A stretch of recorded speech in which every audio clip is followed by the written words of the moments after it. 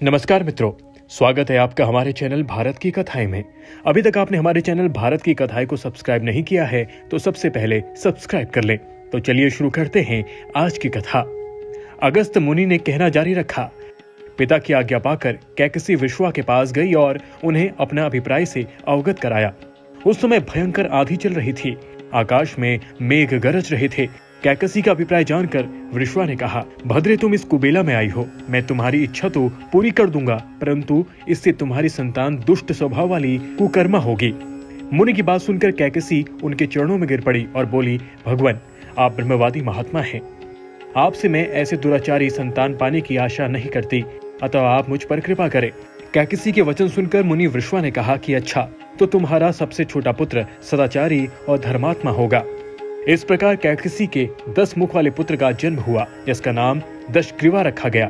उसके पश्चात कुंभकर्ण, शूर्पणखा और विभीषण का जन्म हुआ। दशग्रीव और कुंभकर्ण अत्यंत दुष्ट थे, किंतु विभीषण धर्मात्मा प्रकृति का था। दशग्रीव ने अपने भाइयों सहित ब्रह्मा जी की तपस्या की। ब्रह्मा के प्रसन्न होने पर दशग्रीव ने मांगा कि मैं गरुड़, नाग, यक्ष, दैत्य, दानव, राक्षस तथा देवताओं के लिए अवध्य हो जाऊं।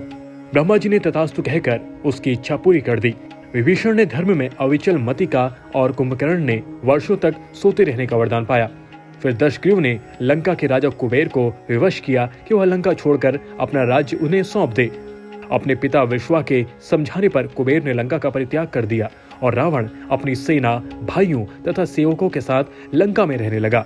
लंका में जम जाने के बाद अपनी बहन शूर्पणखा का विवाह कालिका के पुत्र दानवराज विदु विवाह के साथ कर दिया। उसने स्वयं दीति के पुत्र मय का कन्या मंदोदरी के साथ किया, जो हेमा नामक अप्सरा के गर्भ से उत्पन्न हुई थी। विरोचन कुमार बलि के पुत्र वज्र ज्वाला के कुंभकर्ण का और गंधर्व राज महात्मा स्थैलूष की कन्या सरमा से विभीषण का विवाह हुआ। कुछ समय पश्चात मंदोदरी ने मेघनाथ को जन्म दिया, जो इंद्र के परास्त कर संसार में इंद्रजीत के नाम से प्रसिद्ध हुआ। सत्ता के मद में रावण उच्छृंखल होकर देवताओं, ऋषियों, यक्षों और गंधर्वों को नाना प्रकार के कष्ट देने लगा। एक बार उसने कुबेर पर चढ़ाई करके उसे युद्ध में पराजित कर दिया और अपनी विजय की स्मृति के रूप में कुबेर के पुष्पक विमान पर अधिकार कर लिया। उस विमान का वेग मन के समान तीव्र था।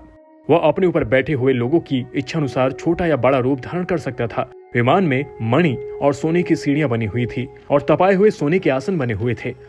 उस विमान पर बैठकर जब श्रवण नाम के प्रसिद्ध सरकंडों के विशाल वन से होकर जा रहा था, तो भयंकर शंकर के पार्षद नंदीश्वर ने उसे रोकते हुए कहा, दशग्रीव, इस वन में स्थिति पर्वत पर भगवान शंकर क्रीड़ा करते हैं, इसलिए यहाँ सभी सुर, असुर, यक्ष आदि का आना निषिद्ध कर दिया गया है।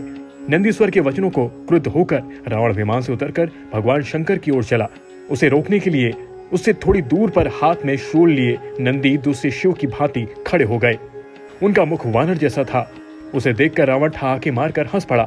इससे कुपित हो नंदी बोले, दशानन, तुमने मेरे वानर रूप की अवहेलना की है, इसलिए तुम्हारे कुल का नाश करने के लिए मेरे ही समान पराक्रमी रूप और तेज के समान वानर उत्पन्न होंगे।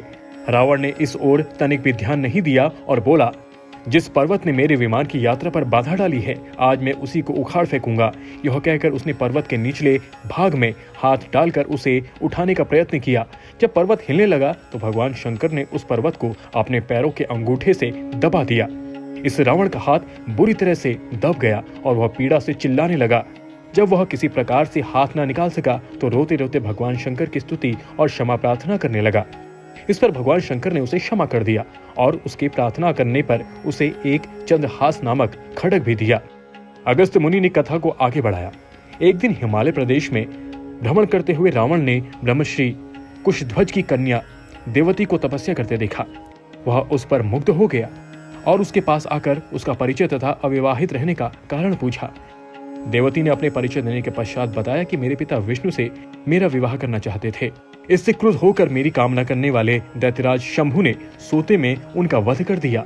उनके मरने के बाद मेरी माता भी दुखी होकर चिता में प्रविष्ट हो गई। तब से मैं अपने पिता की इच्छा पूरी करने के लिए भगवान विष्णु की तपस्या कर रही हूँ। उन्हीं को मैंने अपना पति मान लिया है। पहले रावण ने देवती को बातों में फुसलाना चाहा, फिर उसने जबरदस्ती करने के लिए उसके केश पकड़ लिए। देवती ने एक ही झटके में पकड़े हुए केश काट डाले।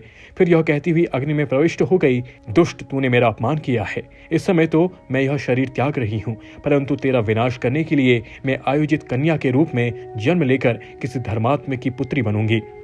अगले जन्म में वह कन्या कमल के रूप में उत्पन्न हुई। उस सुंदर कांति वाली कमल कन्या को एक दिन रावण ने अपनी महलों में ले गया। उसे देखकर ज्योतिषियों ने कहा कि राजन, यदि यह कमल कन्या आपके घर में रही, आपके कुल और आपका विनाश के कारण बनेगी। यह सुनकर रावण ने उसे समुद्र में फेंक दिया। वहां से वह भूमि को प्राप्त होकर राजा जनक के यज्ञ मंडल के मध्यवर्ती भूभाग में जा पहुंची। वहां राजा द्वारा हल से जोती जाने वाली भूमि से वह कन्या फिर प्राप्त हुई। वह देवती सीता के रूप में आपकी पत्नी बनी और आप स्वयं सनातन विष्णु हैं। अभी तक आपने हमारे चैनल भारत की कथाएं को सब्सक्राइब नहीं किया है तो सबसे पहले सब्सक्राइब कर लें। चैनल को शेयर और लाइक करना ना भूलें।